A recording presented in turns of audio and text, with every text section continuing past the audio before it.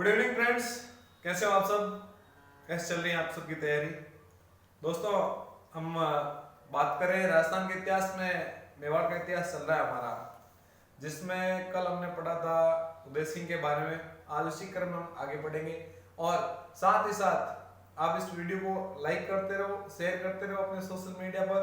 आपके शेयर करने से आपका कुछ घाटा होने वाला नहीं है, आपको ही बेनिफिट है, क्योंकि आप जितना शेयर करोगे, जितना मैं सपोर्ट करोगे, मैं वैसे वैसे नए टीचर आपके सामने लेकर आऊंगा। यदि आप सपोर्ट नहीं करते हो तो मेरा भी मन नहीं करता है कि आपको जो चीजें मैं मेरी कोशिश है, मेरी उम्मीद है कि आपको मैं बिल्कुल सारी चीजें फ्री उपलब्ध कराऊं घर बैठे, वो फिर उसके लिए आपको थोड़ा वेट करना पड़ेगा। तो मैं आपसे यही रिक्वेस्ट करना चाहता हूँ कि आप ज्यादा से ज्यादा इस वीडियो को शेयर करो। आज आज आप चैनल पर फर्स्ट बार हो तो इस वीडियो को लाइक जरूर करना, चैनल को सब्सक्राइब करके बेल आइकन का बटन दबाकर, ताकि आपको जैसे ही वीडियो मिले उसका आपको नोटिफिकेशन मिल जाएगा और हमारे प्लेलिस्ट में जाकर बाकी वाले वीडियो देख सकते हो। तो शुरू करते हैं। आज का हमारा वेरी इंपॉर्टेंट चैप्टर है, जिसमें आज एक ऐतिहासिक योद्धा पर हम चर्चा करने वाले हैं। वो ऐतिहासिक योद्धा जिसने अपने मातृभूमि की रक्षा के लिए अपने प्राणों की बलि देने में भी पीछे नहीं हटा। वो अपने स्वाभिमान और अपने देश और अपनी जनता की रक्षा के लिए उन्होंने दर दर की ठोकरें खानी पड़ी, तो भी उसने हार का सामना, मतलब उसको हार मंजूर नहीं थी। तो वो चैप्टर आज हमारा, जिसका इतिहास में स्वर्णिम अक्षरों के साथ उसका नाम लिया जाता है, वो हमारा महाराणा प्रताप। जब नाम लेते ना महाराणा प्रताप, तो भी हमारे शरीर में एक अलग ही एक उत्साह, जोश आता है कि एक वो महाराणा प्रताप था जिसने अपनी मातृभूमि के लिए उसने जंगलों में दर दर की ठोकरें खानी। किसके लिए? सिर्फ हमारे लिए। वो चाहते तो अकबर की आधीनता स्वीकार कर सकते थे, लेकिन नहीं, वो चाहते थे कि आने वाला इतिहास या आने वाली पीढ़ी मुझे ये नहीं कहे कि ये महाराणा प्रताप वो था जिसने अपने निजी स्वार्थ के लिए अकबर की आधीनता स्वीकार कर ली। आज उस व्यक्ति का हम नाम आदरपूर्वक, सम्मानपूर्वक लेते हैं। तो आज शुरू करते हैं उस महान विभूति, महान व्यक्ति के बारे में आज हम विस्तार पूर्वक अध्ययन करेंगे। ठीक है, तो शुरू करते हैं। महाराणा प्रताप। तो हमारा इतिहास चल रहा है मेवाड़ का इतिहास। मेवाड़ का इतिहास हमने मेवाड़ के इतिहास में बात की थी, सिसोदिया वंश में से शुरू किया था, जिसमें सिसोदिया वंश का संस्थापक हमीर। आप रिपीट करते, आप बोलोगे सर हमेशा हमेशा रिपीट मत करो। और रिपीट करने से सारी चीजें याद हो जाएगी। जैसे मैंने रिपीट करके सारी चीजें याद करके आपके सामने ला रहा हूँ, आप वैसे ही वैसे आप हमेशा रिपीट करते हो। हमीर का पुत्र एक था, क्योंकि ये जो मेवाड़ का इतिहास थोड़ा लंबा चल रहा है, इसमें बहुत सारे ऐसे शासक आते हैं, ठीक है ना। तो आप इसको बिल्कुल एज इट मैं जैसे याद कर रहा हूं वैसा आप याद करते हो। केता का पुत्र लाखा, लाखा का पुत्र मोकल, मोकल का पुत्र कुंभा, कुंभा का पुत्र रायमल, रायमल का पुत्र सांगा, सांगा का पुत्र उदय सिंह और उदय सिंह का पुत्र महाराणा प्रताप। आज हमारा जो मेन हेडिंग है वो महाराणा प्रताप पर है कि महाराणा प्रताप का जन्म कब हुआ, कैसे हुआ, कहां पर हुआ। ठीक है, उनके जीवन का सारा एक एक पॉइंट टू पॉइंट हम विस्तार पूर्वक वर्णन करेंगे, क्योंकि इस व्यक्ति पर हर एक घटना, हर एक ऐसी बात इस पर हमेशा क्वेश्चन बनते आ रहे हैं, चाहे वो छोटी से छोटी हो, चाहे वो बड़ी से बड़ी घटना हो। ठीक है ना, तो विस्तार पूर्वक हम वर्णन करेंगे। मैंने आपको पहले बता दिया कि मेवाड़ के अंतर्गत दादा पोता फेमस है, हमीर के बाद लाखा, लाखा के बाद मोकल, मोकल के बाद सीधा सांगा और सांगा के बाद प्रताप। यानी दादा पोता का प्रचलन चल रहा है, यानी या तो दादा पर सीधा, दादा के बाद पोता। ठीक है ना, तो बीच वाली जो संतान थी, बीच वाला जो व्यक्ति था वो इतना प्रसिद्ध नहीं था। जैसे उदय सिंह, हाँ उदय सिंह ने भी अपने जीवन में बहुत सारे, जैसे उदयपुर को बचाया था, ठीक है ना, इन्होंने भी संघर्ष किया था, लेकिन जितना संघर्ष प्रताप ने, सांगा ने, कुंभा ने किया, उतना मतलब क्या नहीं कह सकते। ठीक है, जैसे मोकल है तो कोई खास मतलब इनकी उपलब्धि नहीं थी। राइमल है, राइमल की भी खास उपलब्धि है। इस आधार पर हम कह सकते हैं हाँ इतिहास में इनका भी नाम गर्व के साथ लिया जाता है। मैं ये नहीं कहता हूँ इन्होंने कुछ नहीं किया, इतिहास इसको भी याद करता है, ठीक है ना। इन्होंने भी बहुत सारे ऐसे काम किए हैं जिनकी वजह से आज हमारे समाज में, आज हमारे देश में, आज हमारे धर्म में इनको आदर पूर्वक, सम्मान पूर्वक के साथ याद किया जाता है। तो आज हमारा मुख्य टॉपिक है महाराणा प्रताप। हेडिंग लगा लो आप, महाराणा प्रताप। देखो तो एक आपको एक बता देता हूं, फिर हम शुरू करते हैं महाराणा प्रताप।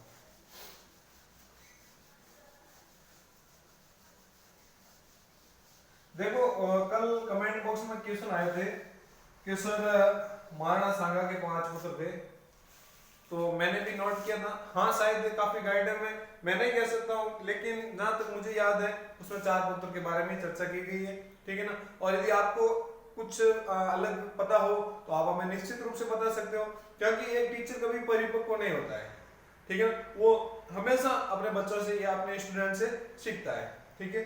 और तो मुख्य क्लास है हमारी, शुरू करते हैं महाराणा प्रताप। महाराणा प्रताप का जन्म, सबसे पहले वेरी इंपोर्टेंट जन्म के बारे में। जन्म कब हुआ? 9 मई 1540 में। कहां पर हुआ? कुंभलगढ़ के बादल महल में, ठीक है। आपको जन्म दिनांक ये ना देकर ये भी दे सकते हैं, ज्येष्ठ शुक्ल तृतीया रविवार, ठीक है ना। वेरी इंपोर्टेंट चीजें आपको बता रहा हूं, पूरे अच्छे से रट मान लेना इसको, क्योंकि महाराणा प्रताप से हर बार क्वेश्चन पूछा जाता है, क्योंकि इतिहास में इसका एक ऐतिहासिक स्थान माना जाता है, ठीक है ना। महाराणा ऐसे 2-3 महाराणा हुए थे जिनके बारे में हर घटना के बारे में क्वेश्चन पुटअप होता है, ठीक है। तो जन्म कहां पर हुआ? कुंभलगढ़ दुर्ग के बादल महल में, ठीक है। बादल महल मैंने आपको पिछले वीडियो में बताया था, कटारगढ़ के ऊपर से बना हुआ था, ठीक है ना। काफी बार यह होता था कि बादल नीचे रह जाते थे और बादल महल ऊपर है, इस कारण इसको बादल महल कहा गया, ठीक है। अब इसकी माता का नाम जयवंता बाई, ये कहां की थी? पाली, ठीक है। अब देखो इतिहासकार ऐसा भी कहते हैं कि हम कहते हैं कि कुंभलगढ़ के बादल में इनका जन्म हुआ, लेकिन जयवंता बाई का ज्येष्ठ पुत्र था, उदय सिंह का ज्येष्ठ पुत्र था। तो कहते हैं कि जब किसी का पहला पुत्र होता है तो वो ननिहाल में उसका जन्म होता है ना। जैसे यदि मैं मेरी मम्मी का सबसे बड़ा पुत्र हूँ तो मेरा जन्म मेरे ननिहाल में होता है। ये हमारी एक रस्म होती है कि पहला पुत्र हमारे जो पहला पुत्र होता है उसका जन्म ननिहाल में होता है, उसके बाद वो अपने पैतृक स्थान पर, जो दादेरा कह सकते हैं उसको, वहां पर होता है वो जैसी कंडीशन। लेकिन अब इतिहास में बताया गया है कि बादल महल, तो हमें बादल महल मानना पड़ेगा, ठीक है ना। पिता आपको बताइए उदय सिंह। उदय सिंह की 2 रानियां थी, एक थी धीरबाई और एक जयवंता बाई। उदय सिंह की 2 रानियां थी, ठीक है। इसको रानी भटियाणी भी कह सकते हैं, रानी भटियाणी, ठीक है ना। रानी भटियाणी, इसको हम धीरबाई कहते हैं, ठीक है ना। इससे पुत्र हुआ था, उसका नाम था जयमल, और इनसे पुत्र हुआ था वो था प्रताप, ठीक है ना। तो कहा जाता है कि जब उदय सिंह की मृत्यु हुई थी तब रानी भटियाणी के प्रभाव से उदय सिंह ने जयमल को उत्तराधिकारी घोषित कर दिया गया था, ठीक है ना। लेकिन मेवाड़ के सरदार ये चाहते थे, क्योंकि उस समय मेवाड़ पर मुगल सम्राट अकबर के मतलब संकट का बादल मंडरा रहा था, ठीक है ना। तो मेवाड़ के सरदार ये चाहते थे कि किसी सक्षम और योग्य प्रताप था, बड़ा भी था, तो ज्येष्ठ पुत्र उत्तराधिकारी होता है। इस कारण मेवाड़ के सरदारों ने प्रताप का राज्याभिषेक किया। कैसे किया वो सारी बातें। अब प्रताप का एक बचपन का नाम भी याद रखना, बचपन का नाम काफी बार पूछा गया है, कीका। ठीक है ना, कीका नाम कैसे, भीलों के जो छोटे बच्चे होते हैं उसको कीका कहते हैं। तो कहा जाता है कि प्रताप का जो बचपन था वो भीलों के साथ, भील पुत्रों के साथ खेलते हुए व्यतीत हुआ था, तो इनको भी कीका कहते हैं। ठीक है, और इनके गुरु है राघवाचार्य। ठीक है, वैसे कहा जाता है कि प्रताप को जो अस्त्र शस्त्र की शिक्षा जयमल राठौड़ ने दी थी। ठीक है ना, लेकिन इतिहास में राघवाचार्य इसके गुरु के रूप में उल्लेख है। ठीक है ना, तो वेरी इंपॉर्टेंट चीज है, आप इसको एक बार स्क्रीनशॉट ले लो और फिर आगे बढ़ते हैं।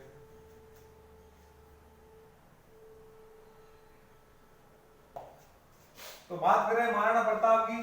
ठीक है, जन्म हुआ 9 मई 1540 कुंभलगढ़ के बादल महल में। आपको ये डेट नहीं दे रखी है, तो ज्येष्ठ शुक्ल तृतीया वार रविवार।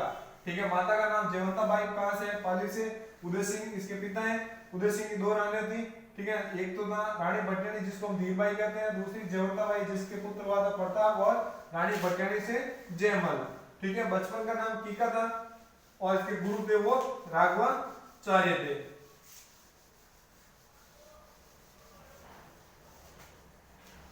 अब हम बात करेंगे आगे। एक घटना घटित होती है 28 फरवरी 1572।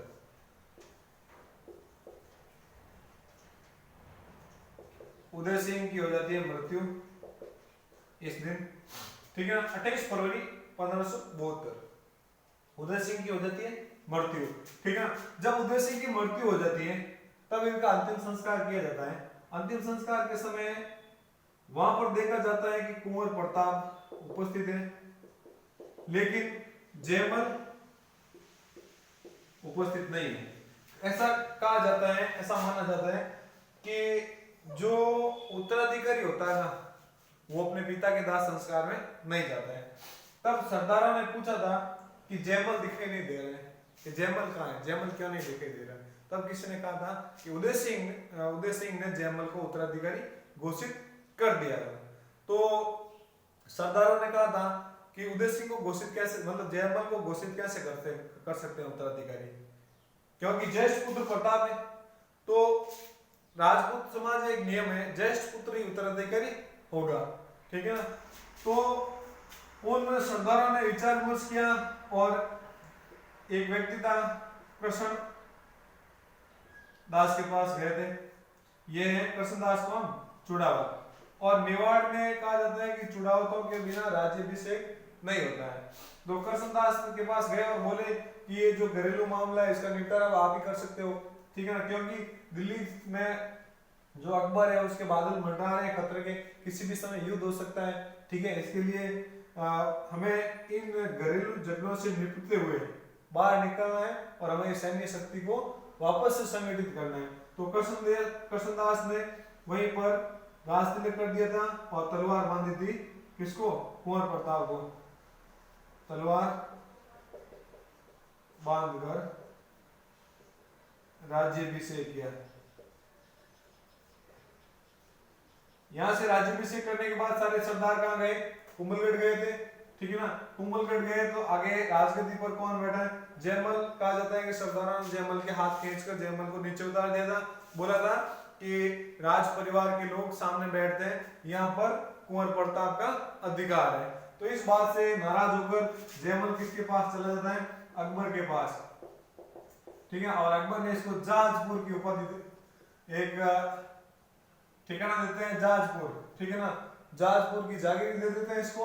वहां पर किसी से युद्ध होता है, युद्ध में ये मारा जाता है और इस प्रकार से जयमल का मामला समाप्त हो जाता है। अब हम बात करते हैं कुंवर प्रताप की। ठीक है ना, कुंवर प्रताप का राज्याभिषेक हो जाता है।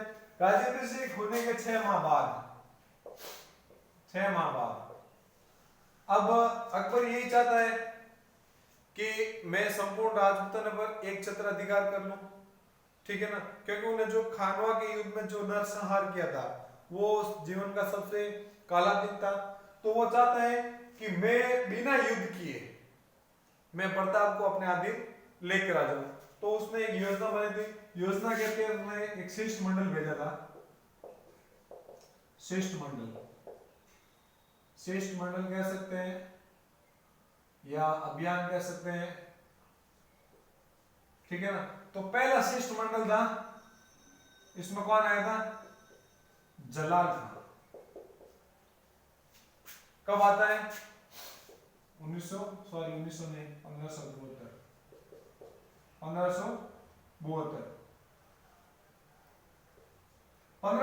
में जलाल का आता है और महाराणा प्रताप के पास आता है, बोलता है कि आप संधि कर सकते हो, संधि कर लीजिए, ये फायदा है, ये फायदा नहीं है। और तब महाराणा प्रताप ने अपनी चतुराई से, क्योंकि उसने अभी उसके शासन का मतलब राज्याभिषेक हुआ है और इतनी संगठन शक्ति नहीं है उसके पास कि वो अकबर का सामना कर सकते हैं। क्यों?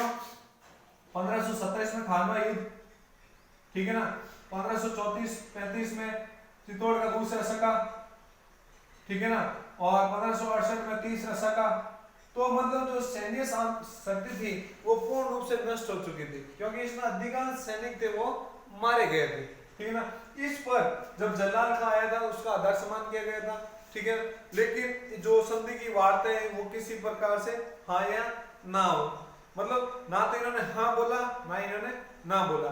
जैसे कि मान लो कोई बंदा, कोई एक लड़का तैयारी कर रहा है, ठीक है ना, और एग्जाम जस्ट 2 महीने बाद है और उसकी शादी के लिए, एंगेजमेंट के लिए आता है, बोलता है कि मैं मेरी बच्ची इसको दूंगा।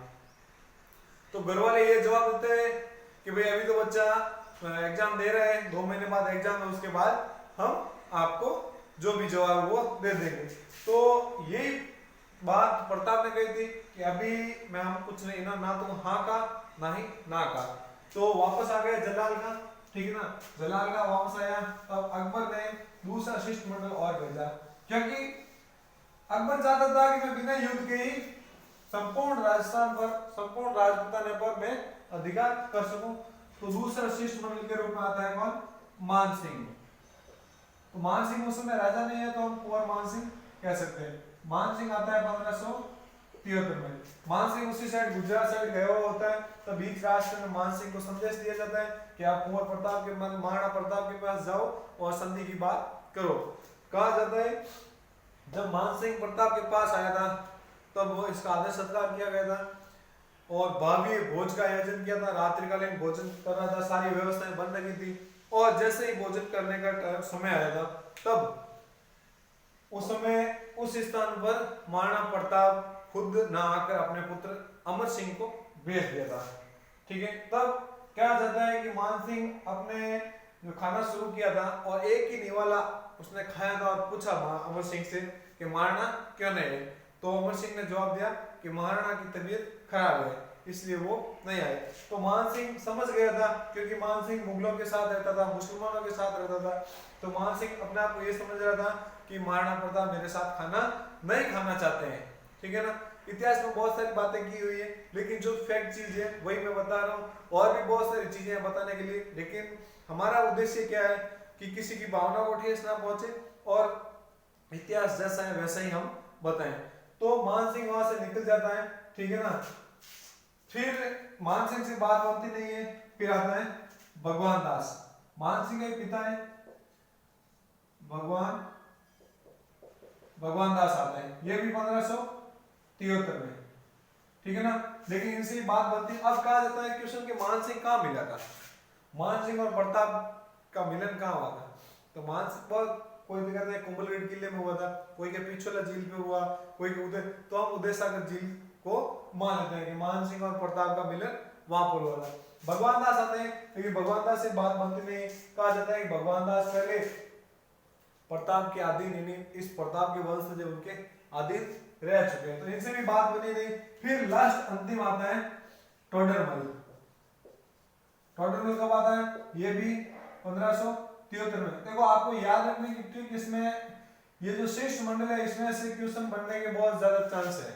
ये 4 शिष्टमंडल है, वेरी इंपॉर्टेंट है, आपको क्रम से पूछ लिया जाएगा कि चारों में सही क्रम कौन सा है? तो सबसे पहला कौन सा निकाला था? मुसलमान आता है, ठीक है ना। इससे बात नहीं बनती तो मान सिंह आता है, मान सिंह के फिर मान सिंह से बात नहीं, मान सिंह के पिता भगवान दास आते हैं, भगवान दास से बात नहीं बनती है तो टोडरमल आता है, ठीक है ना। तो एक 1572 और 3 है जो 1573 में। याद रखना, क्रम से आपको याद करने होंगे, इसकी कोई ट्रिक नहीं है, ठीक है ना। पहला आता है 72 में, 3 बाकी वाले 3 आते हैं 73 में, ठीक है। पहला जलाल खान मुसलमान है, दूसरा मान सिंह भगवान दास और फिर टोडरमल। आपको अच्छे से इस चीज को कॉन्सेप्ट के साथ याद कर लेना है, ठीक है ना। कोई किसी प्रकार की ट्रिक नहीं है इसमें, ना ही ट्रिक है ना ही कोई सूत्र है, आपको एज इट इसको याद करना होगा, ठीक है। अब चारों शिष्टमंडल से बात नहीं बनती है, चारों शिष्टमंडल से बात नहीं बनती है, तो इस बात से क्रोधित होता है कौन? अकबर। अकबर चाहता है कि मैं महाराणा प्रताप को अपने अधीन कैद करके लेके आऊं, ठीक है ना, कैद करके लेके आऊं उनको और अपनी अधीनता स्वीकार कराऊं। वो युद्ध नहीं चाहता था, लेकिन प्रताप भी यही चाहता था, क्योंकि हाल ही में वो 1572 में उनका राज्याभिषेक होता है। प्रताप चाहता है कि मुझे थोड़ा सा समय मिल जाए तो मैं अपनी सैन्य संगठन है वो फिर से मैं मजबूत कर सकूं और अकबर के सामने मैं लड़ने के लिए तैयार हो सकूं, ठीक है ना।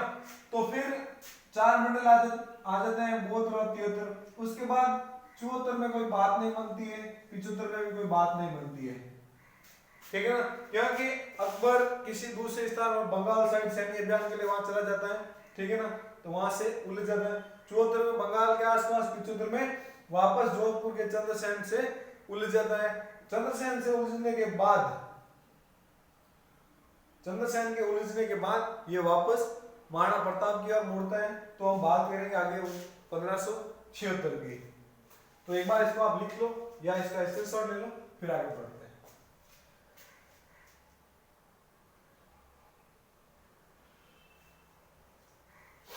लिख दिया आपने? 28 फरवरी याद है, 28 फरवरी 1572 उदय सिंह का देहांत हो जाता है, ठीक है ना। और पूछा जाएगा कि किस व्यक्ति ने प्रताप के कमर पर तलवार बांधी थी? तो कृष्णदास, ठीक है। ये कौन कृष्णदास कौन है? चुड़ाल है।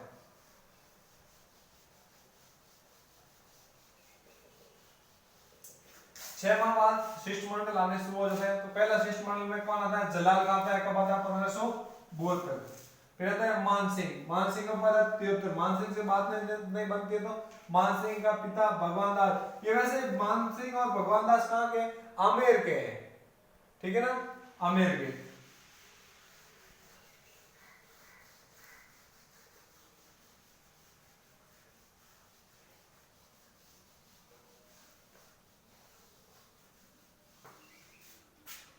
अब हम बात करेंगे आगे। ये हमारा राजस्थान, ठीक है। यहां पर है प्रताप। प्रताप के समय दिल्ली का अकबर कहां पर है? फतेहपुर सीकरी। कब राजधानी बनी? 1571। और एक राजधानी और बनी थी इन्होंने, लाहौर में कब बनी थी? 1585। कहा जाता है प्रताप का जो राज्याभिषेक है वो 1572 से लेकर 97 तक है, 1597 तक, ठीक है ना। तब इस प्रताप के जो राज्याभिषेक है उसको हम दो भागों में बांट सकते हैं। कैसे? एक तो 1572 से लेकर 85 के बीच और एक 85 से लेकर 1597 तक। क्योंकि जो युद्ध होते हैं, जो कुछ भी होता है 85 तक होता है, उसके बाद 85 के बाद प्रताप का स्वर्णकाल शुरू हो जाता है। क्योंकि अकबर इस ओर ध्यान ही नहीं देता है, क्योंकि वो उस साइड लाहौर की ओर चला जाता है, ठीक है।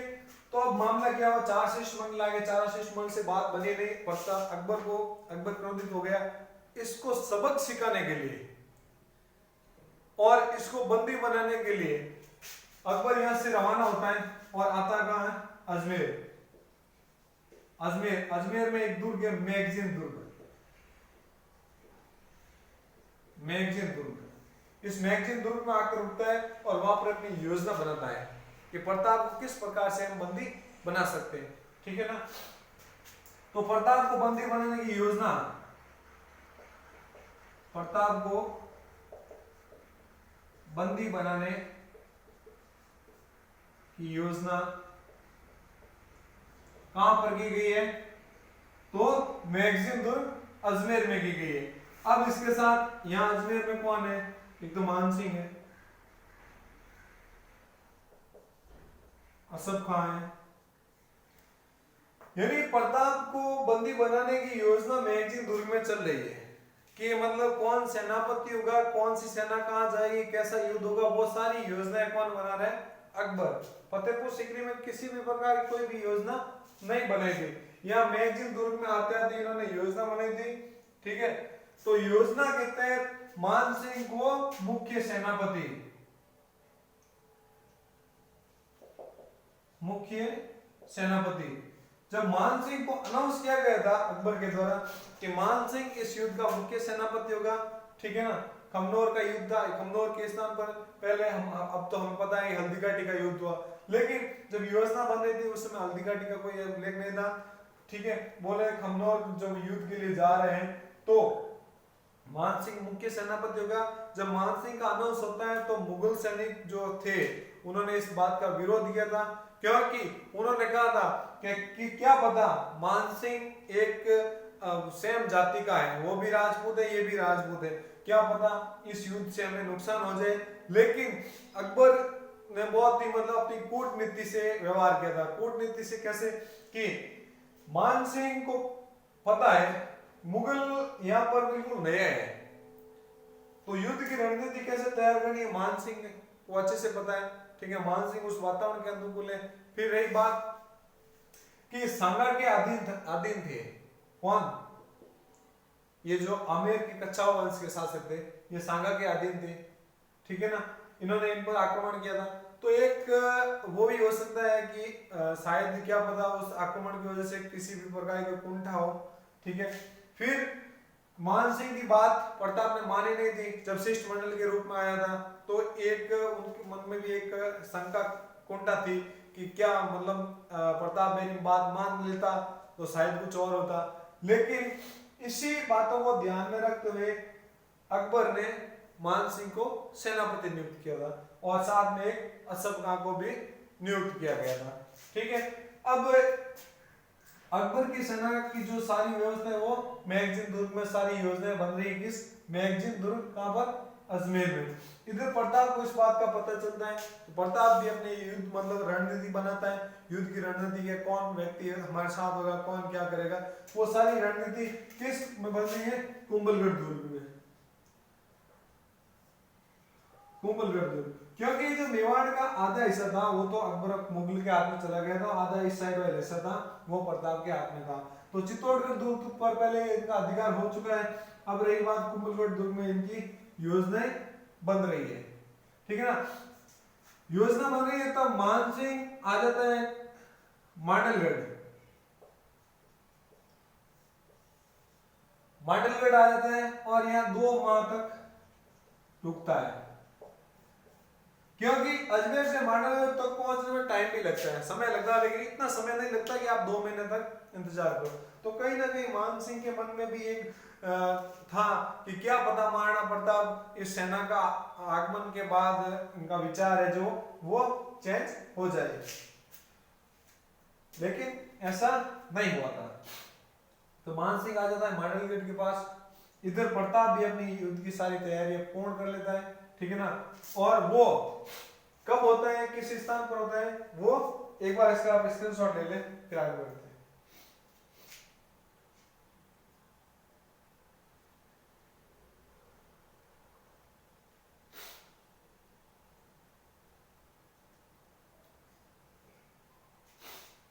तो प्रताप भी आ जाता है कहां? गोकुंदा।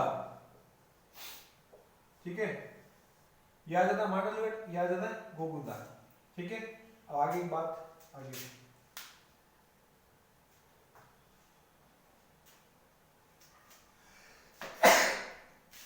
सॉरी,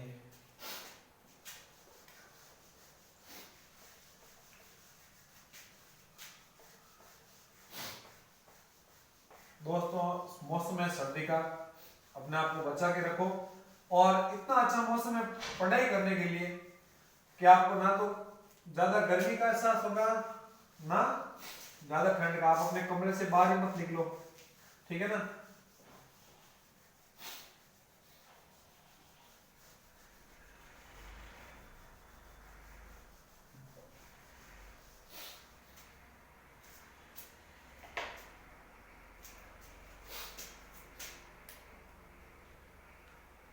एक स्थान है, ये है खमनोर और ये है गोगुंदा, और यहां बीच में एक स्थान पड़ता है, उसको कहते हैं हल्दी घाटी, ठीक है। हल्दी घाटी पीले कलर की मिट्टी है, इसलिए इसको हल्दी घाटी नाम दिया गया था। ये एक पहाड़ी है, ठीक है। तब मानसिंह यहाँ आ जाता है खमनोर, और प्रताप यहाँ आ जाता है गोगुंदा। अब मामला ये होता है कि सेनाएं आगे बढ़ती है, ठीक है ना। प्रताप यहाँ पर है, ठीक है ना। इस मुख्य भाग को कहते हैं हरावल भाग,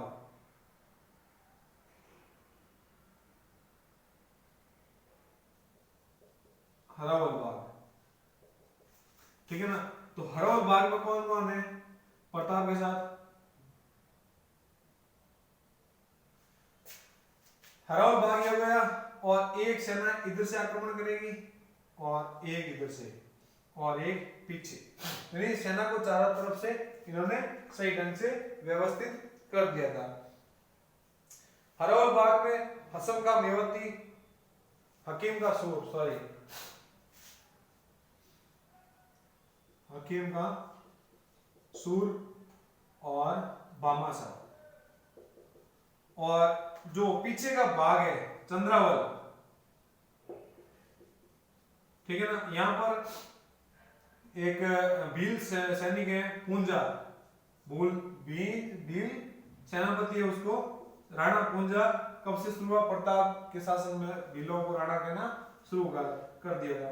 तो राणा पूंजा चंद्रावल का भाग संभाल रहा है, प्रताप हरावल बाग के साथ हकीम का सूर है, और भामाशाह साहब है। अब इस दोनों साइड में कौन कौन है? एक तो है रामशाह तंवर और जाला बिंदा, इधर है जाला बिंदा, ठीक है, और इधर है रामशाह तंवर, तंवर और उनके तीन पुत्र है, तीन पुत्र समझ जाना, ठीक है ना। तो प्रताप ने सेना को सही ढंग से व्यवस्थित कर दिया था। अब इधर आता है मानसिंह, ठीक है ना। हरावल सेना जो होती है, जो सेना का सबसे मुख्य भाग होता है, सबसे शक्तिशाली होता है ना। जैसे फोर्स होती है, फोर्स में कमांडो होते हैं, तो कमांडो सबसे शक्तिशाली होता है। तो हर किसी व्यक्ति की चाहत होती थी कि वो हरावल बाग में युद्ध करे, क्योंकि हरावल बाग बहुत ही खतरनाक बाग होता था, सबसे शक्तिशाली होता था, ठीक है ना। अब इसके मानसिंह के साथ जगन्नाथ कछावा, असद खां, ठीक है ना, हरावल सेना में। और इसके बाद जो चंद्रावत है, चंद्रावत का भाग है, वो एक व्यक्ति है, उसका नाम क्या है? मित्र खां, और कहीं भाई मित्र खां, और कहीं पर इसका नाम मिदंतर खां भी मिलता है, ठीक है। तो आप देख लेना, दोनों नाम सेम ही है, एक ही व्यक्ति है, ठीक है ना। अब बात मतलब सेना पूरी व्यवस्थित हो जाती है, तब भी मानसिंह मतलब बोलता है कि क्या पता महाराणा प्रताप अब भी संधि के लिए तैयार हो जाए, लेकिन नहीं, महाराणा प्रताप तो वो वीर था, वो वीर योद्धा था, वो अपनी मातृभूमि की रक्षा करने के लिए वो सर्वस्व त्याग कर सकता था। वो कैसे संधि कर सकता? वो मुगल साम्राज्य की कैसे अधीनता स्वीकार कर सकता? क्योंकि उसको अपनी मातृभूमि से सबसे ज्यादा प्रेम था। उसने अपनी मातृभूमि के प्रेम के कारण उसने दर दर की ठोकरें खाई थी, ठीक है ना। यहाँ तक कि जंगल में घास की रोटियां तक उसने खानी पड़ी तो उसने खाई थी, लेकिन उसने कभी भी मुगल साम्राज्य की अधीनता स्वीकार करना पसंद नहीं किया था, ठीक है।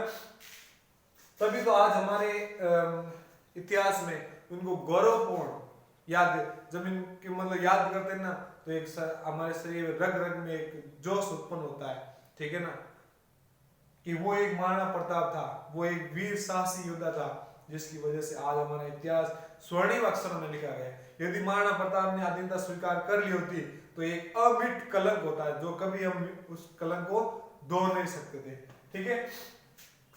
तो सेना बिल्कुल सारी व्यवस्था तैयार हो गई थी। अब इसके साथ एक व्यक्ति आता है, कौन आता है, जिसका नाम है बदयुनी। कौन है? बदयुनी। ये लेखक है और ये कहा जाता है कि ये आंखों देखा हाल, इस हल्दी घाटी का युद्ध का आंखों देखा हाल लिखता है, ठीक है ना। तो तारीख आपको पता 18 या 21, ठीक है। अब आप बोल रहे हो कि सर 2 तारीख कैसे है, ठीक है ना। तो 2 तारीख आपको एक दी देगी, या तो 18 आएगी या 21 आएगी, ठीक है ना। या तो आपको 21 जून आएगी या 18 जून, ठीक है ना। 1576 आपको याद रखना है, दोनों तारीख साथ में नहीं आएगी, ठीक है ना। तब बदायूं कहता है कि जब युद्ध शुरू हुआ था तब महाराणा प्रताप की तरफ से इस हरावल सेना का जो भाग है, इसने इतना खतरनाक युद्ध किया था, इतना खतरनाक आक्रमण किया था कि मुगल सैनिक पीछे हट गए और बनास नदी के आसपास चले गए, यानी 10-12 किलोमीटर पीछे चल गए थे, ठीक है ना। तो इसको हम कहते हैं बनास का युद्ध भी कहते हैं, बनास का युद्ध भी कहते हैं, ठीक है ना। बनास का युद्ध भी कहते हैं कि मतलब इतना खतरनाक युद्ध था, ये इतना खतरनाक आक्रमण था कि मान सिंह के पास जो सेना थी वो तितर बितर हो गई और हाहाकार मच गया था और भागनी शुरू हो गई। तब बदायूं ने कहता था कि मतलब उसने पता नहीं चल रहा था कि कौन किसको मार रहा है, ठीक है ना। ये बदायूं ने कहता था कि मैंने भी तीर चले थे लेकिन उसमें एक भी तीर मेरा खाली नहीं गया था, ठीक है ना। तब इसने अशोका को पूछा था कि हम किसको मारने वाले हैं, मतलब सेना में कोई अलग दिखाई नहीं दे रहा है, ठीक। तो अशोका ने कहा था कि आप बस मारते रहो, ये मत देखो कौन किसका है कौन किसका है, ठीक है ना। मरेंगे तो आखिर में काफी नहीं मरेंगे, ठीक है ना। ये भी एक अकबर की चाल थी कि राजपूतों को राजपूतों से लड़ाने की अकबर की चाल थी। मानसिंह राजपूत और उधर प्रताप राजपूत, तो ये एक प्रकार की चाल थी कि राजपूत आपस में कट करके मर जाए और हम मुगल इन पर शासन करें, ठीक है ना। तो ये भी चाल थी। तो बदायूं कहता है कि फिर एक आता है कि जब सेना तितर बितर होकर भागने लगी तब मित्र खान ने हाथी पर सवार होकर खड़ा होकर बोला था कि बादशाह सलामत आ रहे हैं। ये बात जोर जोर से चिल्लाने लगा, सैनिकों को पता चला तो सैनिक वापस एकत्रित होने लगे थे, ठीक है, एकत्रित होने लगे थे। और कहां पर होते, रक्त तले के आसपास,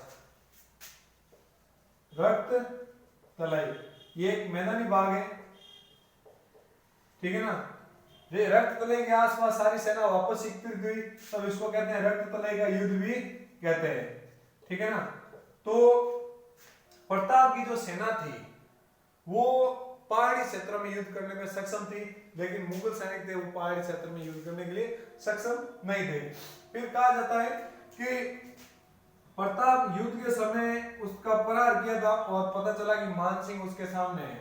मानसिंह मर्दाना हाथी पर सवार था उसमें, मर्दाना हाथी पर, और प्रताप है वो अपने चेतक पर,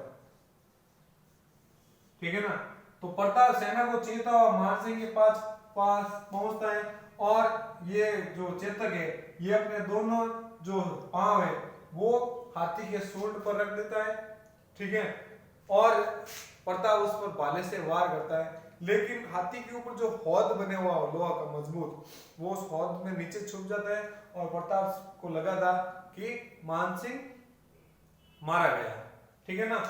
और उसी समय इस मर्दाना हाथी के सूंड पर कोई तलवार वगैरह या सब कुछ मतलब खतरनाक अस्त्र बांधे होते हैं, जिसकी वजह से चेतक के एक पांव पर चोट आ गई थी, जिसकी वजह से वो घायल अवस्था में, लेकिन अपने मालिक को एहसास नहीं होने दिया कि वो उसके मतलब किसी भी प्रकार की उसके पाँव में चोट है, ठीक है ना। तब कहा जाता है कि जब मान सिंह के ऊपर प्रहार किया था तब मुगल सैनिकों से प्रताप चारों तरफ गिर गया। तब जाला बिंदा भी वहां पर आता है और प्रताप को वहां से निकलने के लिए बोलते हैं, और उसका जो प्रताप का मुकुट है वो जाला बिंदा धारण करता है, और बिंदा युद्ध करते करते हुए उस युद्ध में मारा जाता है। प्रताप वहां से सुरक्षित निकल जाता है, और वहां पर एक आगे आता है बसवा।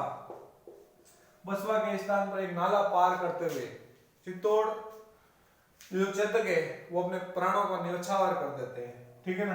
कहा जाता है कि जब प्रताप आगे मतलब वहां युद्ध स्थान से बाहर निकला था तब दो सैनिक आ रहे थे पीछे, ठीक है ना, दो मुगल सैनिक आ रहे थे। तब इस चेतक को लगा था कि मेरे कोई ना कोई पीछा कर रहा है। तब एक यहाँ नाला पड़ता है ऐसे, ठीक है ना, तो चेतक का यदि मैं इस नाले को यदि पार कर लूं ना तो मैं मेरे स्वामी की रक्षा कर सकता हूँ। तो इसने अपने अंतिम समय भी दुगुने जोश के साथ उस नाले को उसने पार किया था, ठीक है। नाला काफी लंबा था, कहा जाता है कि 22 फीट का नाला था। तो उस नाले को पार किया था और चेतक वहां पर घायल हो गया, बसवा में अपना अंतिम सांस ली थी। फिर कहा जाता है कि वहां पर शक्ति सिंह आता है पीछे और उन दोनों मुगल सैनिकों को मार गिराता है, और अपने मन में एक भ्रातृ का प्रेम यानी अपने भाई के प्रति प्रेम जग जाता है, ठीक है। और शक्ति सिंह अपने घोड़े अपना जो घोड़ा है वो प्रताप को देकर उनको सुरक्षित स्थान की ओर निकाल दिया जाता है। लेकिन कहीं ना कहीं इतिहास इस बात का संशय करता है कि शक्ति सिंह तो पहले ही अकबर के कैद से निकल चुका था, क्योंकि पहले शक्ति सिंह अकबर के वहां अधीनता स्वीकार करने गया था। जब अकबर ने कहा कि आप महाराणा प्रताप को बंदी बना सकते हो तब उसी रात शक्ति सिंह वहां से निकल गया। लेकिन इतिहास में इसका उल्लेख मिलता है कि वो पीछे शक्ति सिंह ही आया था। तब अब इस युद्ध के क्या परिणाम रहे थे, क्या बातें रही थी, वो सारी बातें हम कल के वीडियो में करेंगे। आज की क्लास आपको कैसी लगी आप मुझे जरूर बताना, ठीक है। थोड़ा इस हल्दीघाटी की युद्ध से संबंधित थोड़ी 2-4 पॉइंट रह गए हैं, वो हम कल के क्लास में वापस आपको एक बार रिपीट करा देंगे, ठीक है। और कमेंट बॉक्स में आप बताना कि आपकी ये जो क्लास है कैसी रही, और आप सभी इस वीडियो को देख रहे हो तो इसको ज्यादा से ज्यादा शेयर कर दो, लाइक कर दो। लाइक करने में कंजूसी कहाँ है, शेयर करने में कंजूसी कहाँ है। आपके सोशल मीडिया पर आप इसको शेयर करोगे तो आपके पैसे नहीं कटेंगे आपके अकाउंट से, ठीक है ना। क्या फर्क पड़ता है, आप अपने व्हाट्सएप स्टेटस पर इसको शेयर कर दोगे तो मान लो आज एक प्रण लेके चल लो कि मैं एक वीडियो ना डालकर आप इस वीडियो की लिंक वहां पर डाल दो, ताकि आपके जो जान पहचान वाले जो आपके फ्रेंड है, मित्र है, आपके रिश्तेदार है, वो इस क्लास का ज्यादा से ज्यादा बेनिफिट फायदा ले सके। और एक इंपॉर्टेंट चीज, जो वीडियो को डिसलाइक करते हैं ना, क्लास शुरू होने से पहले डिसलाइक करता है, मैं उस व्यक्ति को खास करके बोल रहा हूं कि कभी मौका मिले तो कभी यूट्यूब पर आना, हो गया, कभी मौका मिले तो आप इस बोर्ड पर आना, फिर आप उस बोर्ड पर आगे पढ़ाना, तब आपको पता चलेगा कि हम कैसे पढ़ाते हैं, क्या हमारी तैयारी है, क्या हमारी रणनीति है और किस उद्देश्य से पढ़ाते हैं, ठीक है ना। डिसलाइक मैं नहीं कहता हूं मत करो या करो, लेकिन आप पहले इस क्लास को अच्छे से देखो, क्लास में कोई कमी है तब आप डिसलाइक करो ना यार। वीडियो शुरू होने से पहले डिसलाइक करो, शर्म आनी चाहिए आप लोगों को, ठीक है ना। क्योंकि हम दिन रात मेहनत कर रहे हैं किसके लिए, सिर्फ आपके लिए, कि हम कुछ ना कुछ आपको दें, ठीक है। तो आप इसको शेयर करना, लाइक करना और चैनल को सब्सक्राइब करते रहना। बहुत बहुत धन्यवाद।